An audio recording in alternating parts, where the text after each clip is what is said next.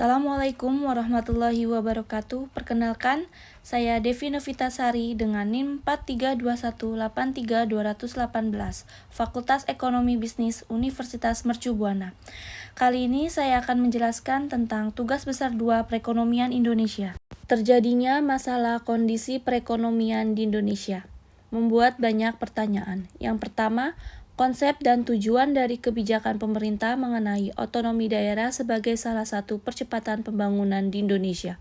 Yang kedua, masalah apa saja yang timbul akibat dari otonomi daerah ini dan kebijakan apa yang dilakukan dari pemerintah pusat guna mengatasi masalah tersebut. Yang ketiga, berikan penjelasan tentang kebijakan fiskal yang dilakukan oleh pemerintah guna mempercepat pembangunan struktural di Indonesia.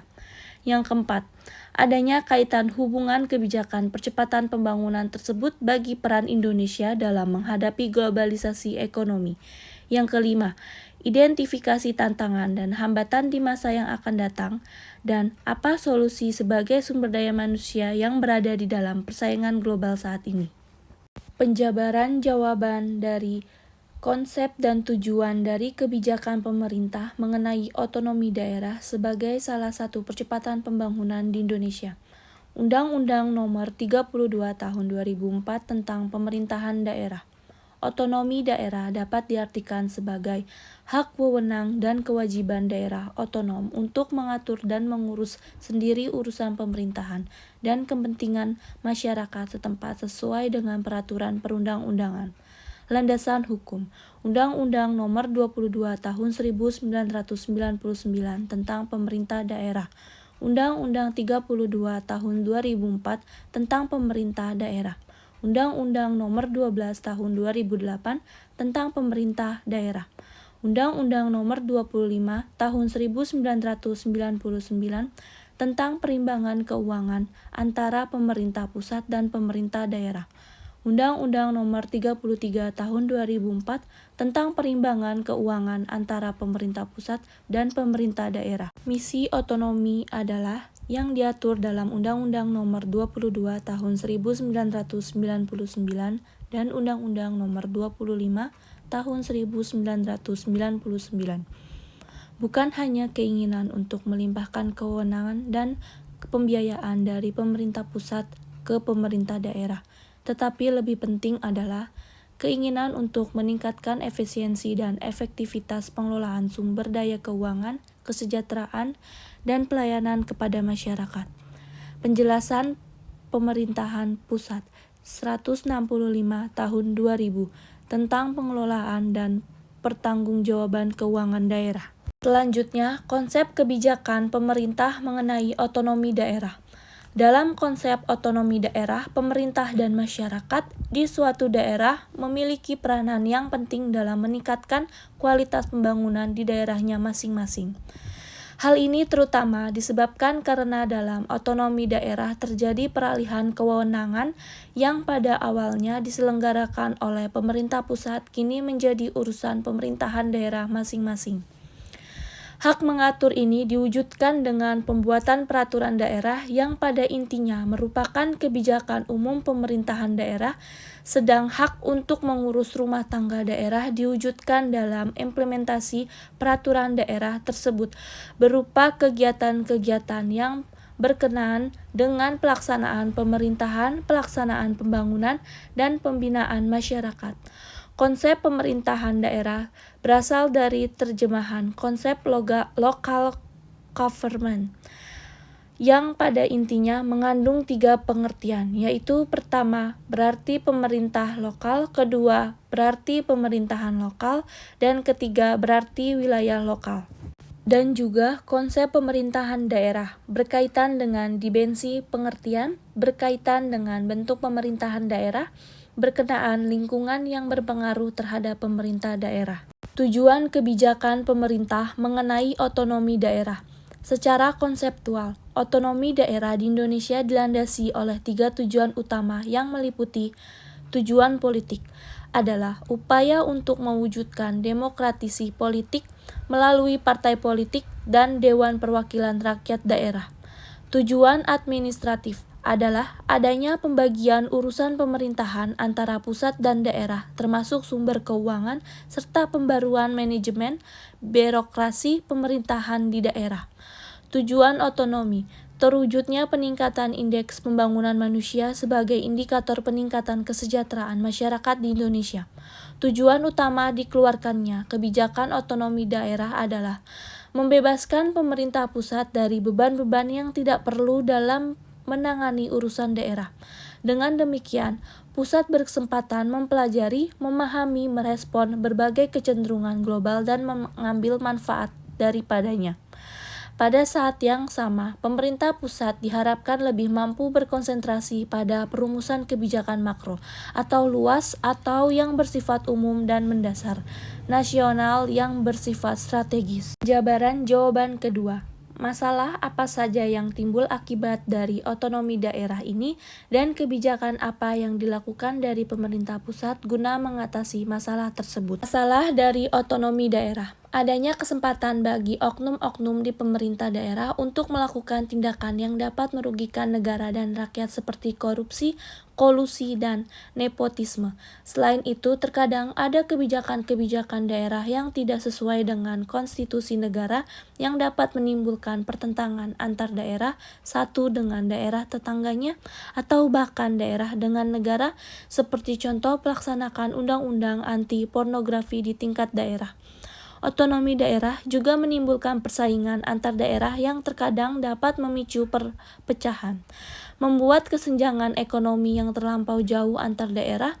Daerah yang kaya akan semakin gencar melakukan pembangunan, sedangkan daerah pendapatannya kurang akan tetap begitu-begitu saja, tanpa ada pembangunan. Hal ini sudah sangat mengkhawatirkan karena ini sudah melanggar Pancasila sila kelima, yaitu keadilan sosial bagi seluruh rakyat Indonesia. Adanya kebijakan dari otonomi daerah. Yang pertama, percepatan infrastruktur. Mendorong percepatan infrastruktur akan mendukung tumbuhnya sektor-sektor ekonomi. Upaya pembangunan infrastruktur dan pengembangan sektor ekonomi potensial juga memerlukan adanya keselarasan dengan rencana tata ruang wilayah. Yang kedua, perkembangan sektor ekonomi potensial. Mendorong perkembangannya sektor ekonomi potensial daerah sebagai sumber pertumbuhan baru yang disesuaikan dengan karakter daerah. Yang ketiga, perkembangan sektor industri. Mendorong perkembangannya sektor industri berdaya saing tinggi. Selain pengembangan infrastruktur fisik, juga dilakukan upaya sebagai berikut. Meningkatkan kapasitas sumber daya manusia melalui pendidikan vokasi seperti pembangunan dan penyelenggaraan politeknik atau akademisi di kawasan industri. Meningkatkan skala ekonomi dan kapasitas industri kecil dan menengah dengan pendampingan yang memastikan jaminan produk, keamanan, dan standar. Optimalisasi penggunaan teknologi dan integrasi IKM ke perekonomian digital melalui pengembangan e-smart IKM dengan sentra di seluruh Indonesia. Yang keempat, dari kebijakan otonomi daerah, pengembangan sektor pertanian. Pengembangan sektor pertanian difokuskan pada upaya peningkatan nilai tambah hasil produksi pertanian. Yang kelima, pengembangan sektor pariwisata. Pengembangan sektor pariwisata bisa dilakukan dengan strategi penguatan atraksi, akses, dan amenitas sebagai quick wins. Jawaban ketiga.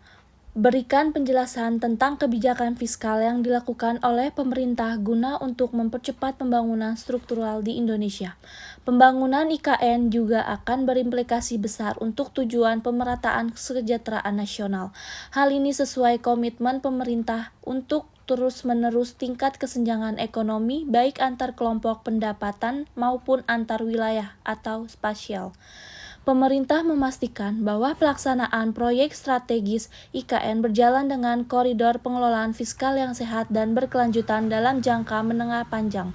Arti dari koridor pengelolaan fiskal yang sehat adalah bahwa APBN tetap mampu melakukan konsolidasi fiskal di tahun 2023 secara optimal, mendorong keseimbangan primer menuju positif dan mengendalikan rasio utang, dan dapat mengendalikan biaya utang baik bunga dan pokok utang dalam batas toleransi sehingga dapat membuat ruang fiskal lebih fleksibel.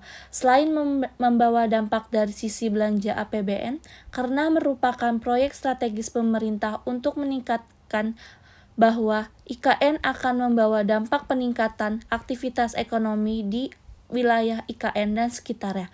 Peningkatan aktivitas ekonomi ini tentunya akan berdampak juga pada adanya potensi peningkatan pendapatan masyarakat dan aktivitas konsumsi, sehingga pada gilirannya meningkatkan potensi penerimaan pajak. Pemerintah akan tetap memastikan tata kelola fiskal dalam proyek strategis IKN. Apabila nantinya potensi penerimaan pajak ini diadministrasikan sebagai pajak daerah IKN, tentunya penerimaan pajak ini akan menjadi pendapatan asli daerah sebagaimana daerah lainnya di Indonesia. Kebijakan pembangunan IKN adalah prioritas strategis nasional karena manfaatnya pada pertumbuhan ekonomi dan pemerataan kesejahteraan nasional baik dalam jangka pendek, menengah maupun panjang. Dalam jangka pendek, pembangunan IKN dapat mendorong kegiatan ekonomi melalui investasi infrastruktur di wilayah IKN dan sekitarnya, mendorong perdagangan antar wilayah serta penciptaan kesempatan kerja. Dalam jangka menengah dan panjang, pembangunan IKN dapat menjadi sumber pertumbuhan ekonomi baru bagi wilayah IKN dan sekitarnya, dengan meningkatnya berbagai aktivitas ekonomi serta perkembangannya sektor-sektor ekonomi baru. Selain itu, pembangunan IKN juga akan menjadi pionir untuk pengembangan konsep smart dan green city ke berbagai wilayah lain di seluruh Indonesia sebagai langkah adaptasi atas perubahan global yang tengah terjadi terkait kesadaran baru atas konsep ekonomi hijau. Jawaban soal 4. Kaitkanlah hubungan kebijakan percepatan pembangunan tersebut bagi peran Indonesia dalam menghadapi globalisasi ekonomi. Pembangunan infrastruktur merupakan bagian integral pembangunan nasional dan roda penggerak pertumbuhan ekonomi. Oleh karena itu, pembangunan infrastruktur diyakini sebagai motor pembangunan suatu kawasan. Infrastruktur juga mempunyai peran yang penting dalam memperkokoh persatuan dan kesatuan bangsa. Jaringan transportasi dan telekomunikasi dari Sabang sampai Merauke serta Sehinge Taulet Kerot merupakan salah satu perekat utama negara Kesatuan Republik Indonesia dan tulang punggung distribusi baik barang, penumpang maupun jasa, serta merupakan aspek penting dalam peningkatan produktivitas sektor produksi. Ketersediaan utilitas perumahan dan pemukiman seperti layanan air minum dan sanitasi secara luas dan merata serta pengelolaan sumber daya air yang berkelanjutan turut menentukan tingkat kesejahteraan masyarakat.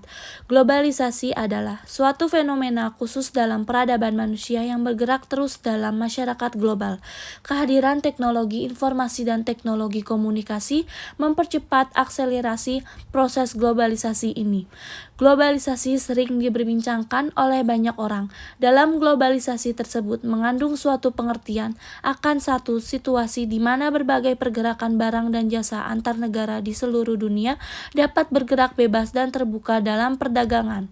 Dengan terbukanya satu negara terhadap negara lain yang masuk bukan hanya barang dan jasa, tetapi juga teknologi, pola konsumsi, pendidikan, nilai budaya, dan lain-lain. Globalisasi adalah proses di mana berbagai peristiwa, keputusan, dan kegiatan di belahan dunia yang satu dapat membawa konsekuensi penting bagi berbagai individu dan masyarakat di belahan dunia lain. Maka dari itu, hubungan kebijakan percepatan pembangunan tersebut bagi peran Indonesia dalam menghadapi globalisasi ekonomi. Mewujudkan ketahanan ekonomi tercermin dalam kondisi kehidupan perekonomian bangsa, yang mengandung kemampuan memelihara stabilitas ekonomi yang sehat dan dinamis, serta kemampuan menciptakan kemandirian ekonomi nasional dengan daya saing tinggi dan mewujudkan kemakmuran rakyat yang adil dan merata. Dengan demikian, pembangunan ekonomi diarahkan kepada mantapnya ketahanan ekonomi melalui terciptanya iklim usaha yang sehat serta pemanfaatan ilmu pengetahuan dan teknologi, tersedianya barang dan jasa, terpeliharanya fungsi lingkungan hidup serta meningkatkan daya saing dalam lingkung persaingan global. Oleh sebab itu, langkah selanjutnya yang harus dilakukan adalah menyusun strategi guna memperkuat posisi Indonesia dalam kancah global dari berbagai bidang.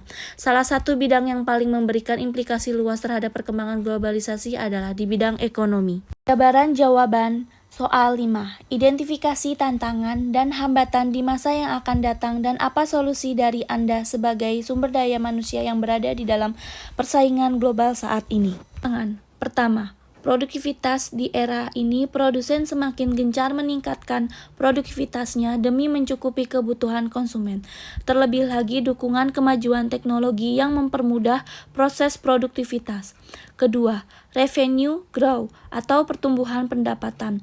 Dengan meningkatkan produktivitas yang tajam, pastinya jumlah pendapatan akan meningkat pula. Yang ketiga, employment pekerjaan dapat diartikan juga meningkatkannya ketersediaan lapangan pekerjaan. Keempat, investment, penanaman modal yang semakin naik. Hal ini dipengaruhi oleh naiknya 3 aspek sebelumnya. Dengan melakukan investasi, seseorang mampu mengembangkan perusahaan dan mengembangkan industri sehingga menyebabkan market volatility yang sangat besar. Hambatan dari segi sumber daya manusia, masih belum semua lapisan menguasai teknologi seperti masyarakat pedesaan di daerah pelosok. Masih ada daerah yang belum tercover jaringan internet. Hal inilah yang bisa menghambat edukasi teknologi pada masyarakat di daerah tersebut, seperti pembelian secara online atau pembayaran secara digital. Di masa pandemik ini, isu-isu kesehatan masih menjadi hambatan bagi pemulihan ekonomi. Apa solusi dari sebagai sumber daya manusia yang berada di dalam persaingan global saat ini? Ada beberapa hal yang dikhawatirkan tentang sumber daya manusia di Indonesia, yaitu pencapaian pendidikan formal dan rendahnya kompetensi dasar siswa. Mengingat akses ke pendidikan, kualitas pendidikan, dan kesenjangan pendidikan masih jauh dari harapan dan tertinggal dari negara lain. Menurut saya, solusi yang harus dijalankan saat berada di dalam persaingan global saat ini, melihat sumber daya manusia saat ini dalam membantu peningkatan pendidikan rakyat miskin sebagai strategi lainnya untuk menghadapi persaingan global. Karena persaingan global ini tidak hanya dilakukan oleh pemerintahan, melainkan semua masyarakat untuk siap bersaing di era global. Dalam arti, memiliki bakat dengan standar kompetensi tinggi di bidangnya masing-masing dan memiliki karakter yang dapat bersaing di tingkat global. Indonesia sangat membutuhkan sumber daya manusia yang unggul sebagai modal dasar, mengingat gangguan teknologi yang menangani revolusi industri 4 telah mengubah lanskap politik dan ekonomi yang mengakibatkan hilangnya banyak pekerjaan yang digantikan oleh proses teknologi. Sekian penjabaran dari pertanyaan kelima saya. Kurang lebihnya mohon dimaafkan. Wassalamualaikum warahmatullahi wabarakatuh.